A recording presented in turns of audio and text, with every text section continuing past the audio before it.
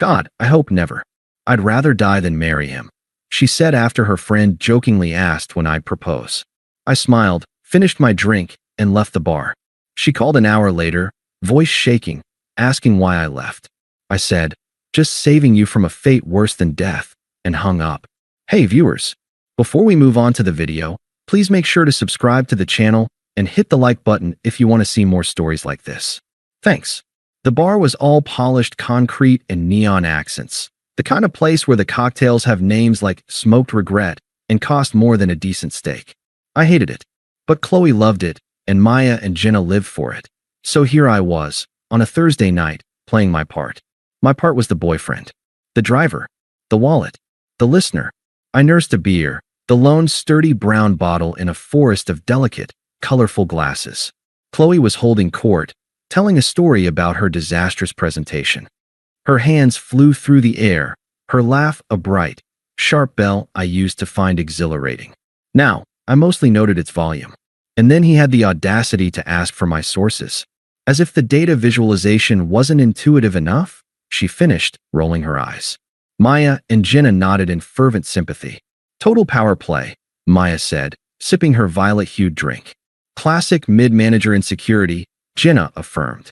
Chloe's hand found my forearm, her grip tight, her nails, painted a color called Boss Bitch Red, digging in just a little. Leo gets it, don't you, babe? You know how it is with these tech bro dinosaurs. They all looked at me. My role required a line. Sounds frustrating, I offered, giving her arm a pat. It was the right line. She beamed, squeezing my arm again before releasing it to grab her drink. A frothy pink thing called a Paloma Promised. She'd ordered it because the name was iconic. I went back to my beer. I'd heard a version of this story already, at home over takeout. I'd listened, I'd validated her feelings. I'd even suggested a diplomatic way to handle the mid-manager dinosaur next time. That advice was not part of the bar performance. Here, the story was about martyrdom, not solutions. This was our life. For 2 years, I'd been the steady ground beneath her whirlwind. When she'd been laid off 8 months ago, I'd covered the rent, cooked the meals, and talked her down from 100 panic spirals. I'd celebrated this new job like it was my own. We'd picked out this very bar to celebrate her first paycheck. Our spot, she'd called it. I looked at her now, glittering under the neon, and felt a familiar fondness, worn soft at the edges by a fatigue I couldn't name. She was beautiful, ambitious, alive. And I was the guy who made sure the alive part didn't burn our life down.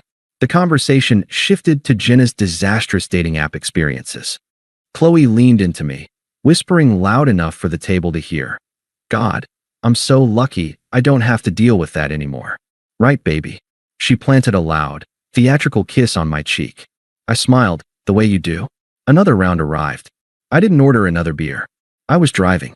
I watched them, a trio of beautiful birds preening in the reflective glow of their own lives. My phone buzzed in my pocket. A text from my sister, asking if I wanted to help rebuild the carburetor on her old Civic this weekend. A little bubble of genuine warmth popped in my chest. Yes, I typed back. Absolutely. Oh, who's that? Chloe sing-songed, snatching playfully from my phone. I moved it away, a reflex. Just my sis. Weekend plans. Ugh, you and that greasy garage, she said, but she was smiling. It was part of our routine. She'd mock my obsession with my motorcycle project. I'd pretend to be wounded. She'd call me her handyman, with a wink. It was our dance. Maya, emboldened by her third smoked regret, flopped her elbows on the table. Her eyes, glazed with alcohol and affection, drifted between Chloe and me. She wore the look of someone about to deliver a profound, drunken truth. You know, she slurred, pointing a finger that wobbled between us. You too. You're, like, solid. It's actually kinda gross. She giggled. Jenna joined in. Chloe preened, wrapping her arm around mine. We are, aren't we? No, I'm serious. Maya insisted, her voice rising. The table next to us glanced over. Like, when's it gonna happen, Chloe? When's this guy finally gonna put a ring on it? You've been dating forever. The question hung in the air, a sudden, clumsy spotlight.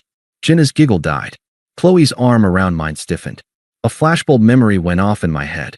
Us, 6 months ago, hiking a trail. She'd slipped on loose gravel, and I'd caught her. We'd stood there, breathless, hearts pounding from the scare. She'd looked up at me, mud on her cheek, and said, "Don't ever let me go, okay?" I'd kissed her, tasting sweat and chapstick, and meant it with every fiber of my being. Never. I looked at her now, waiting for the performative blush, the "oh, stop," the squeeze of my arm that meant maybe soon. Chloe let out a laugh. It wasn't her bright, bell laugh.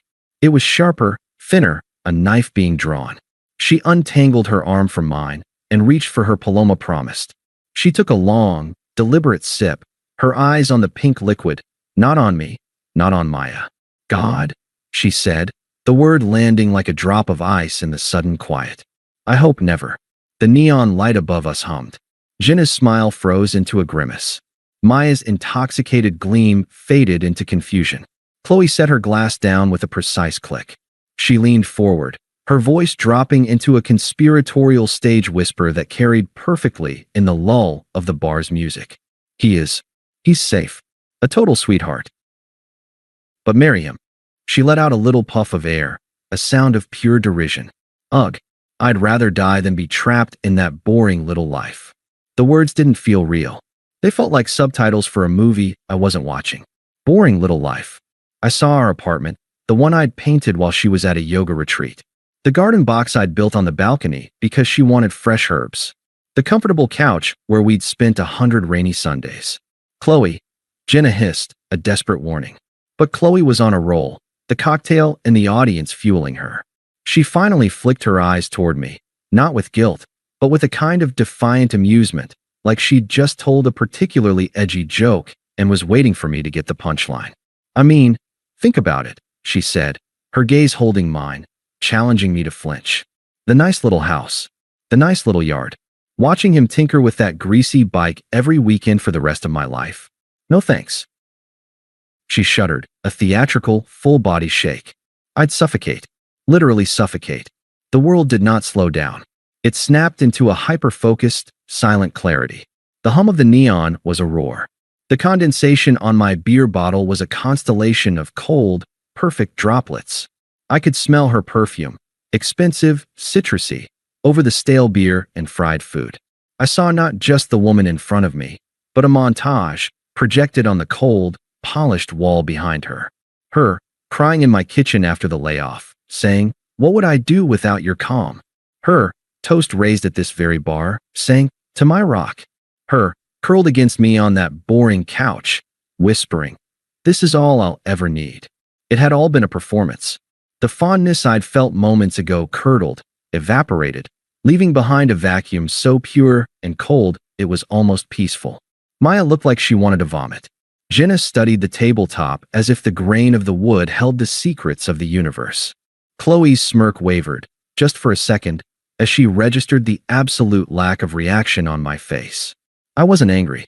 I wasn't hurt. I was an astronomer observing a distant, dying star. A profound, unshakable certainty settled in my bones. This was the truth. The first and last completely honest thing she had ever said to me. I felt my lips move. They stretched into a small, easy smile. It wasn't a bitter smile. It was the smile of a man who has just solved a complex, nagging problem. Her eyes widened, confused. Still smiling, I picked up my half-finished beer. I brought the bottle to my lips and drained it in one long, smooth swallow. The bitterness was familiar, comforting in its simplicity. I placed the empty bottle on the table with a soft, final clink. I stood up. The chair didn't scrape. I moved with a quiet, fluid grace I didn't know I possessed. "Leo." Her voice was a confused squeak. The defiance was gone, replaced by the first flicker of alarm. "Where are you going?" "Don't be so sensitive, it was a joke." The words bounced off the new, silent space around me. I reached for my wallet, pulled out 2 20s, more than enough for my beer and a generous share of the smoked regrets and Palomas promised, and laid them flat on the table, a green paper period at the end of her sentence. I turned. I didn't look at Maya or Jenna. I didn't look back at her. I walked past the bar, past the laughing groups, past the hostess who gave me a curious glance. The cool night air hit my face as I pushed through the heavy door. It smelled of rain and city. From behind me, faintly, I heard her voice, rising in pitch. tinged with a performative frustration that was already crumbling into something real. Oh my God, is he seriously walking out?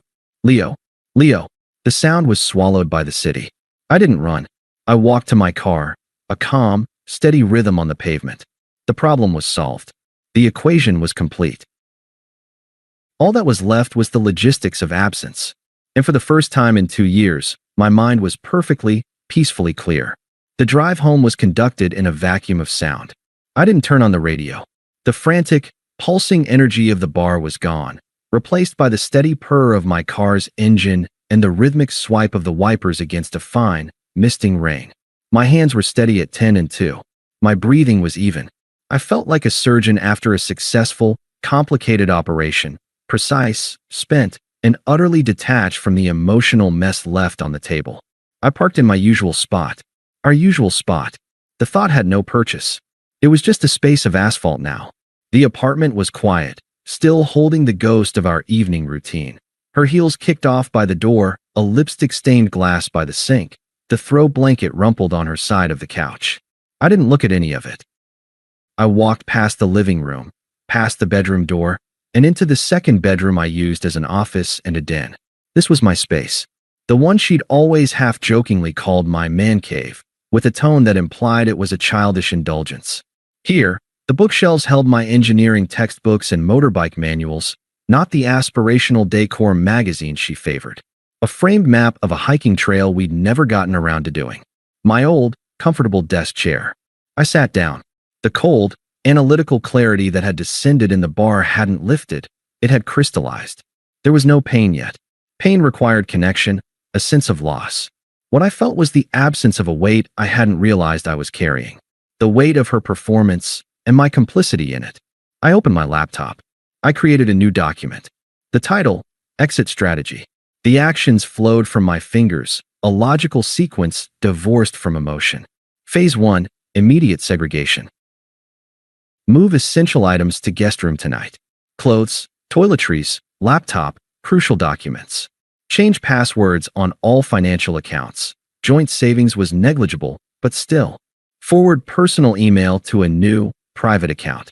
Phase 2, Physical Extraction. Research short-term rentals / Airbnbs for 1 month minimum. Budget, flexible. Contact 2 guys and a truck movers for a small load, ASAP appointment. Priority items, toolboxes, motorcycle gear, personal books, desktop computer, bike parts. Secure a temporary storage unit for said items if new place isn't ready. Pack remaining personal belongings into boxes clearly labeled LEO. Phase 3, Communication Blackout. Block Chloe on phone, WhatsApp, Instagram, Facebook, LinkedIn. Set email filters to automatically archive anything from her address. Inform landlord, via formal email, of intent to remove myself from the lease, citing cohabitation breakdown. Offer to assist in finding a replacement tenant or pay penalty fee. Phase 4, Financial and Legal Disentanglement. Cancel shared streaming services, her accounts. Remove my card from her Uber Eats account. Draft a simple, civil email outlining division of remaining shared items. TV, microwave, the damn couch. Propose she keeps all, I take none, in lieu of any further financial discussion. Locate my copy of the lease. I worked for 2 hours.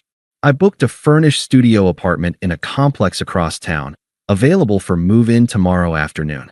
I scheduled the movers for 9 a.m., noting in the instructions, items only from home office and marked boxes in second bedroom.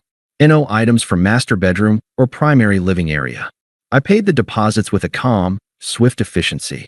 My phone, face down on the desk, began to vibrate. Then again, and again, a fluttering, angry insect. I imagined her, back in the apartment she'd shared with Maya and Jenna, or maybe still at the bar, fueled by indignation and confusion. The screen would light up with her name, then a number I didn't recognize, then maybe Maya's number. I didn't flip it over. The vibrations were a distant weather event. Finally, around 1 a.m., as I was sealing a box of photos, only the ones of my family, my friends pre-Chloe, it rang with the unknown number. Some last ghost of the man I'd been 2 hours ago, made me pick up, not to hear her, but to formally pronounce the death of that ghost. Leo, what the hell? You just left me there. You embarrassed me. Her voice was a weapon, sharp with anger, but the edge was brittle. Underneath it, I heard the first tremor of panic. She'd expected a fight. She'd expected me to come home wounded, to argue, to beg for an explanation. She'd prepared for a dramatic reconciliation scene. My silence was a script she didn't know. I looked out the window of my office at the darkened city. My voice, when it came, was flat, placid. The voice of a customer service agent ending a call. Just saving you from a fate worse than death. I ended the call. I powered the phone off completely. The silence that followed was total, and it was mine. The next 72 hours were a study in mechanical motion. I slept, deeply and dreamlessly, on the guest bed. I woke at 6. When I heard her key in the lock around 6:30 p.m., late, probably after debriefing with her friends, I was in my office, the door closed. I listened to the hesitant footsteps, the pause outside the door, the knock. Leo, are you in there? We need to talk. Silence. This is ridiculous. You can't just hide. A harder knock. Then, the sound of her retreating footsteps, louder and angrier. The following morning, a Saturday, I left as she slept. I met the movers at the curb. They were fast and efficient. In 20 minutes, my motorcycle, draped in a cover, for boxes of tools, 3 boxes of books and personal effects, and my computer were loaded into their truck. I handed the foreman the key. Just leave it inside the apartment door when you're done, I said. I drove to the new studio. It was beige, anonymous, and smelled of clean linen. It had a small, bare balcony. I put my single suitcase in the corner. This wasn't a home. It was a forward operating base. And I felt more at peace standing in its emptiness than I had in our curated, adorable apartment in months. The digital deluge began in earnest. It followed a predictable, pathetic curve. Phase 1, righteous anger. From her number, after I'd unblocked it briefly to ensure she got the legal/logistical emails. Chloe, you're overreacting. It was a joke. My friends think you're being a manipulative jerk. Chloe, I can't believe you're doing this. After everything I've given up for you. Chloe, you're really just going to ghost me? What are you, 12? Phase 2, guilt and gaslighting. From Jenna's number, unknown, Leo, it's Jenna. Look, Chloe's really upset. She didn't mean it like that. You know how she gets after a few drinks. She loves you. Can you please just call her? From a different unknown number, likely Maya, unknown, dude. Harsh. She's crying. Phase 3, feigned concern and hoovers. From her number again. Chloe, I'm worried about you. This isn't like you. Where are you staying? Please talk to me. We can fix this. Chloe, I saw the movers came. You took your bike. Where are you? I'm scared. I read them all with the dispassionate interest of an anthropologist studying a primitive culture. I deleted them. I reblocked the numbers. The only message I responded to was from my landlord, confirming receipt of my formal notice and my agreement to forfeit my share of the security deposit to break the lease. Thank you for your prompt and professional handling of this, he wrote back. Rare. On Sunday night, sitting on the floor of my new studio eating takeout sushi, my phone buzzed with a call from my oldest friend, Paul. Dude, he said, his voice uncharacteristically solemn. What the hell happened? Chloe just called me, sobbing. Said you vanished and took all your stuff. She said you had some kind of mental break over a joke. I hadn't told anyone. I'd been existing in my bubble of quiet action. What was the joke, Paul? I asked, my voice calm. She said, man, she said something about you proposing, and she said she'd rather die than marry you. But she said it was clearly a joke, Leo, that you took it way out of context. I could see her version perfectly. She was the victim of my sudden, unstable sensitivity. My cruel overreaction. It wasn't out of context, I said, picking up a piece of tuna. It was the context for the last 2 years. I just finally heard it. Paul was quiet for a moment. Yeah, he finally grunted. Yeah, okay. She called me, man. To get to you. That's fucked up. You good? Need a place to crash. I'm good. Better than good. But thanks. Okay. Well. Fuck her, then. You want to come over next weekend? I'm rebuilding the porch. Beer and power tools. The first genuine smile in days touched my lips. I'd love that. That was the moment the vacuum inside me began to fill, not with pain, but with something else. Air. Light. Possibility. The first month was a lesson in self-reclamation. I joined a moto touring club I'd bookmarked years ago and never joined because weekends were our time. I spent a Sunday with them riding winding coastal highways, the roar of the engine a physical therapy for my soul. I had beers with them afterwards, men and women whose names I learned, who talked about carburetors and road trips with no subtext, no performance. I reconnected with Paul and with my sister, Lisa. I helped her with the Civic, our hands black with grease, talking about everything and nothing. You seem lighter, she observed, not pushing. I was. At work, I accepted a project I'd previously declined, a 6-month development stint that required deep focus and some travel. My boss, surprised and pleased, said, I always thought you weren't interested in the grind. Glad to see you're leaning in. I hadn't been disinterested. I'd just been managing the constant, draining emotional weather system that was Chloe's life. Now, with clear skies, my career horizons expanded. I met a woman in the moto club, Sarah. She was a graphic designer who rode a vintage Triumph. Our first conversation was about the challenges of finding a good mechanic. There was no flirtation, just shared interest. It was refreshing. I did not think of Chloe. Or, when I did, it was as one thinks of a removed appendix, a source of past trouble, now irrelevant. The second month, the karma began to seep through the sealed doors of my old life. It didn't come from her. It came from a muted, indirect source. An email arrived, from an address I didn't recognize, but with a name I did, Lisa Chun. Lisa was a former colleague of Chloe's, a quiet, sharp woman who'd always been civil to me. The subject line was, checking in. Leo, I hope it's okay I'm emailing you. I got your address from the old team directory. I'm not writing this for Chloe, and I'm not asking you to do anything. I just wanted to say I'm sorry for what happened. I heard about the bar. Maya told me what Chloe said, verbatim. I was appalled. I also feel I should tell you, because you were always decent to me, that things have unraveled for her. After you left, her performance at work nosedived. She was always distracted, blaming others. She was let go last week. From what I gather, the apartment lease is up next month and she can't afford it alone. Maya and Jenna aren't letting her move in, something about drama. She's been trying to date, but that comment she made about you has gotten around in our wider social circle. It hasn't painted her in a good light. I'm telling you this not to elicit sympathy from you, but because I believe in accountability. You were a good partner to her. What she did was cruel, and the consequences are hers to bear. I hope you're well. Lisa, I read it twice. I felt nothing for Chloe, no schadenfreude, no pity. The report was like a news bulletin from a country I'd once visited and now barely remembered. The primary emotion was gratitude for Lisa's basic human decency. I wrote back a simple, 3-line reply. Lisa, thank you for your note and your kindness. I'm doing very well. I hope you are too. Best, Leo. Her reply was almost immediate. Good. I'm glad. This seemed to be the trigger.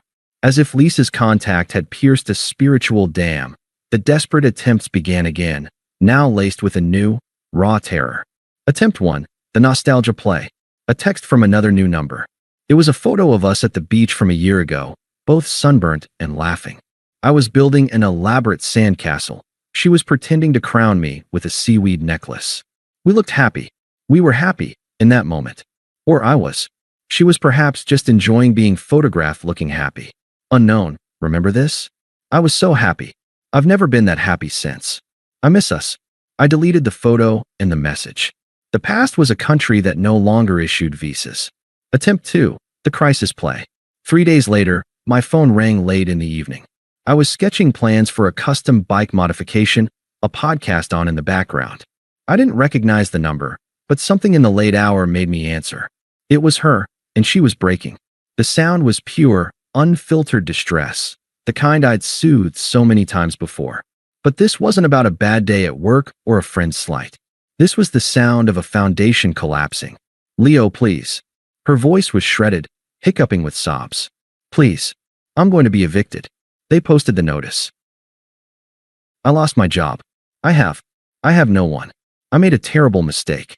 The biggest mistake. She was gasping for air. You're the best thing that ever happened to me. I was scared and stupid. I was trying to be cool for them, and I was so stupid. I listened. I said nothing. I looked at my sketch, at the clean lines of the design. Leo, are you there? Please say something. I'll do anything. Counseling. Anything. You're my person. You're my home. I set my pencil down. My voice was calm, clear, and as empty as the studio had been on my first night. You should call a financial advisor, I said, or a social services agency. They can help with housing resources. There was a stunned silence on the other end, followed by a wounded, animal-like whimper. What? Leo, I don't need I need you. I am not a resource, I said softly, and ended the call. Attempt 3, the flying monkeys. 2 days after that, a new area code. I answered, expecting a recruiter. Leo, sweetie. It's Carol. Chloe's mom. A cold flicker of annoyance. Carol had always treated me like a pleasing accessory, a reliable piece of furniture in her daughter's life. Mrs. Dawson. Oh, Leo. We're so worried. Chloe's a mess. She's just a passionate girl, you know how she is. She speaks without thinking. Her tone was syrup wrapped around steel. Don't you think you've punished her enough? She's learned her lesson. She needs you. Be the man we know you are and forgive her. This silly pride isn't worth destroying what you had. I leaned back in my chair. The manipulation was so transparent, the sense of entitlement so vast. It explained so much. Mrs. Dawson, I said, my voice never losing its polite, even keel. I am being the man I am. And that man is no longer in a relationship with your daughter. Have a good day. I didn't wait for her sputtered response. I hung up. The anger I might have once felt was absent. She was just another part of the old ecosystem, irrelevant to my new climate. Attempt 4, the mask falls. It came that night, a final, splenetic text from the number she'd used for the crisis call. The raw need was gone, burned away to reveal the bitter ash beneath. This was the unvarnished truth, the core of her, exposed by desperation. Chloe, fine. You're just a coward who couldn't handle a strong woman speaking her truth. You were always boring and small, and I'm better off. You did me a favor by leaving. Have fun with your sad, empty life. I read it, and for the first time since that night in the bar, I felt a true, deep emotion regarding Chloe Dawson. It wasn't hurt. It wasn't anger. It was amusement. I didn't reply. I didn't block the number immediately. I saved the message. It was the perfect coda, the receipt I never knew I needed. Proof that the fate worse than death she'd so feared had been, for me, the key to a life that was finally, authentically, my own. I powered down my computer. The studio was quiet. Through the sliding door to my small balcony, I could see the lights of the city, not as a place I was trapped, but as a landscape of possibility. The unraveling was complete, hers. Mine was a weaving, thread by steady thread, into something stronger. The middle had breathed. The silence had spoken. And now, the arc was ready to rise. 6 months to the day after I walked out of that bar, I closed on the house. It was a 1950s ranch-style fixer-upper on a quiet, tree-lined street, with a detached garage that was larger than my old studio apartment. It needed work. The kitchen was a time capsule, the floors squeaked with history, and the garden was a jungle. But the structure was sound. It had space for a workshop. It had a front porch. It was, by any definition, the beginning of a nice little house. The irony wasn't lost on me. It just didn't sting. It was simply data. The life she'd scorned as a prison was now my chosen freedom. I hired a contractor named Ray, a no-nonsense guy in his 60s who appreciated my clear plans and my willingness to swing a hammer. We started with the garage, turning it into a pristine, organized workshop. The sound of saws and the smell of fresh cut wood were my therapy. My career project was a success, earning me a promotion and a significant bonus that went straight into the house fund. The Moto Club was a regular fixture in my life. Sarah and I had gone on a few casual group rides and shared a couple of easy, laughter-filled beers afterwards. There was a quiet, mutual interest, but no rush. Everything in my life now had a sense of natural, unforced timing. The final thread from my old life was the condo. Our lease had been broken, but I'd still been on the hook for my half of the penalty. I'd paid it without complaint, a small price for clean severance. The landlord, grateful for my lack of drama, had offered me first right of refusal to buy the place when the owners decided to sell. They decided. I'd made a fair, cash offer, below asking but simple and fast. They'd accepted. I wasn't sentimental. It was a good investment in a rising market. I would clean it, paint it, and sell it for a profit. It was a business transaction. The day this sold sign went up in the front yard of the old condo, felt like the last period on a very long, poorly written chapter. That same afternoon, as I was loading tools into my truck outside the new house, my phone buzzed. It was a local number. I answered, assuming it was Ray or the tile supplier. Leo? Hi. It's Lisa. Lisa Chun. Her voice was hesitant, apologetic. Hi, Lisa. I'm so sorry to bother you. I thought you should know. Chloe knows you bought the condo. Someone from the building told her. She's not taking it well. She's been telling people you're trying to financially destroy her, to lord it over her. I think she might try to confront you. I just wanted you to be prepared. I leaned against the warm side of my truck. The sun was high, the air clean. Thanks for the heads up, Lisa. I appreciate it. But it's fine. It's just a property. You're a good guy, Leo. Too good. Just be careful. The person she is now isn't the person you knew. She paused. Actually, maybe she is. You just see it clearly now. I do. Thanks again. I hung up. I wasn't worried. I felt a distant curiosity, like wondering what the weather was doing in a city I'd left behind. The confrontation came 2 days later. I was at the condo for a final walkthrough before handing the keys to my contractor for the renovations. I was in the empty living room, measuring the windows for blinds, when I heard the key in the lock. My key, the one I'd left for the movers. She must have kept it. The door opened, and she stood there. The vibrant, polished woman from the bar was gone. This Chloe was thinner, her face drawn and pale without its meticulous makeup. Her hair was pulled into a messy bun. She wore leggings and an oversized sweatshirt that swam on her. She looked young and old all at once, a ghost haunting her own past. She hovered in the doorway, her eyes scanning the empty space. The blank walls where our photos had hung, the dust outlines of the furniture, the echo of a life that was no more. Her gaze finally landed on me, and her breath hitched. Leo. I lowered the tape measure.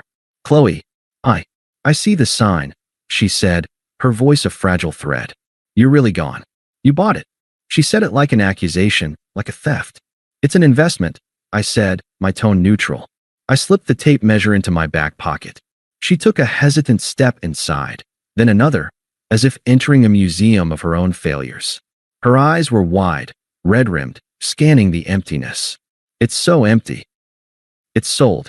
A tear escaped, tracing a path down her cheek. She didn't wipe it away. Leo, I meant it. I made a mistake. The biggest mistake of my life. The words tumbled out, rehearsed and desperate. That night, I was just trying to look cool in front of them. I was insecure. I didn't mean it. Not really. I didn't move. I didn't offer a tissue. I simply watched her, listening with the detached focus of a scientist. You have to believe me, she pleaded, her voice cracking. I've been punished, okay? I lost my job. Maya and Jenna, they abandoned me. My mom is just disappointed. I'm going to have to move back in with her. I have nothing. Nothing. She wrapped her arms around herself. And it's what I deserve. I know that now. But you were my person. You were my home. This. She gestured at the empty room. This was our home. And I ruined it. The performance was different now. No defiance. No smirk. This was raw, abject need.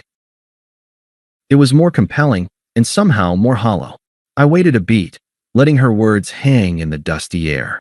Then, I spoke, my voice calm and clear. Yes, you did. She flinched as if struck. And you were right, I continued. Her brow furrowed in confusion. What? No, I wasn't. I was wrong. You were right. I repeated, cutting her off gently. You said you'd rather die than be trapped in that life with me. I took a small step forward, not threatening, but claiming the space. It was the truest thing you've ever said to me. So I set you free. And in doing that, I set myself free too. She stared at me, her mouth slightly agape, the script crumbling. This wasn't the reaction she'd prepared for. Anger, forgiveness, coldness. This was agreement. But, look at me, she whispered, her voice breaking completely. I'm ruined. Our life is gone.